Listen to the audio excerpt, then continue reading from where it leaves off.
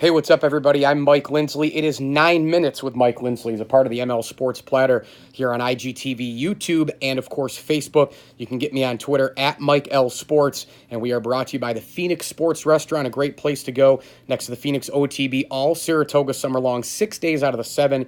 During the week, you can go there and place your bets. You can have the $12 mix and match beers. You can have all-you-can-eat specials on steak and chicken wings and spaghetti. It's just an awesome place to be, and Mike and the staff doing a great job. So thanks to the Phoenix Sports Restaurant for their support of the platform. Plus, tip of the cap to Bryant and Stratton College, Axe Exotic Pets, and Timberbanks Golf Club. Before I give you some British Open takeaways or the Open Championship, behind me you see this American Pharoah picture that I got at Saratoga back in 2015 after American Pharoah won the Belmont. Boy, that jockey, Victor Espinoza, getting hurt yesterday, breaking a vertebrae, going down. It could have been a lot worse. His agent said that they basically, quote, dodged a bullet, unquote. So wishing the best for Victor Espinoza. The horse, unfortunately, did die in the collapse due to a heart attack. All right, let's move to the Open Championship. And I think, there's a couple of takeaways. First of all, the story is always Tiger Woods if Tiger Woods does something relatively great. And he was great on Saturday. I mean, when you think about when he shot -5 and a couple of times over the weekend, he was at the top of the leaderboard. He was contending. He was charging. Sunday was the highest rated Open since 2006 when Tiger, of course, won at Liverpool. But Sunday was one of those days when I think we all kind of woke up and were curious, is Tiger ready for this? Is he ready to go win the major? Is he ready to charge up, on the leaderboard? And then if he gets the lead, is he ready to hold the lead? I've read a couple of people who are the anti-Tiger people saying, well, the guy choked it away. And they say he didn't choke anything away. He came back up onto the leaderboard, had the lead, and then had a double bogey and then a bogey. I don't think that's a choke. If he would have led by 4 or 5 strokes to start the day or pulled a John Vandevelde at the very same Carnoustie course back in 1999, I'd say that would warrant a choke. This was not a choke. Tiger Woods was in contention off and on. Tiger Woods came from behind on Sunday. He took the outright lead. It took Jordan Spieth to get several over par holes and a couple other slip-ups elsewhere for Tiger to do that as well. Tiger didn't just do it on his own. There were other people who screwed up. If Tiger was playing great golf and then ended up -7, but Jordan Spieth shot even, he still would have been 2 shots back of the league, but guys came back to the pack while Tiger kept fighting. But, it all changed when he hit the 2 spectators. He got a double bogey, just was a difficult spot to try and pitch up to the green and then try and putt from down in that bunker area. Gets the double bogey, misses that putt, and then, of course, bogeys the next hole. He did come back with a ferocious birdie later on, but it just wasn't enough. But, was he going to be ready for this Sunday final day? It was going to be tough, I think, going into it, and I'm not surprised how everything finished up. But I still think there is a lot to look at with Tiger Woods in the future for him. When you take a look at the way he played, you take a look at his swing, what I saw out of Tiger Woods over the weekend especially was just a very confident human being. He was a very confident golfer.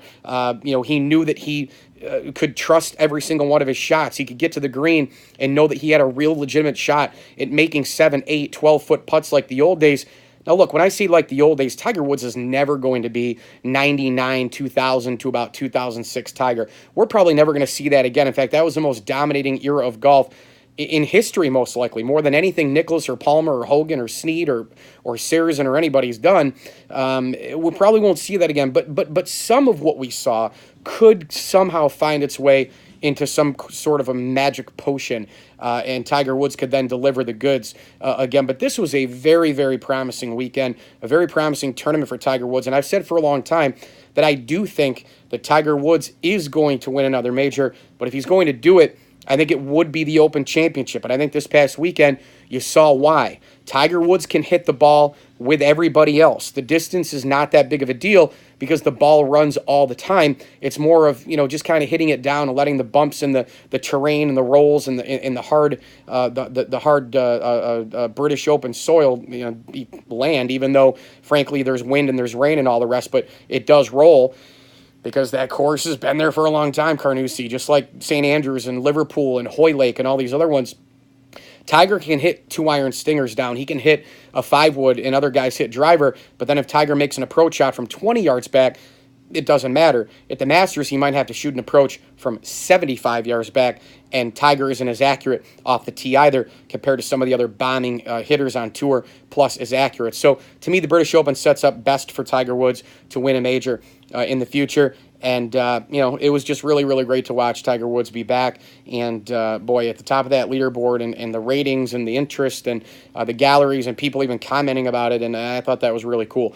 Obviously, the winner, Francesco Molinari, the first Italian to put a name on the claret jug, the first Italian to win a major. It shows you a couple things. One, Molinari was not scared by the moment with Tiger Woods. He made a ton of clutch putts in the end, which is how you have to win majors. And it also shows you how global the game is right now. I mean, let's be honest, 40, 50 years ago, there wasn't the depth of the tour. I think when Seve Ballesteros and some of those players started to come aboard and the Ryder Cup became really famous after Lord Byron and Jack Nicklaus had their meeting, that's when the game really got global. That's when the game entered Ireland, Northern Ireland, Spain, those type of places. But now, boy, you look at it, it's Japan, it's Korea, it's an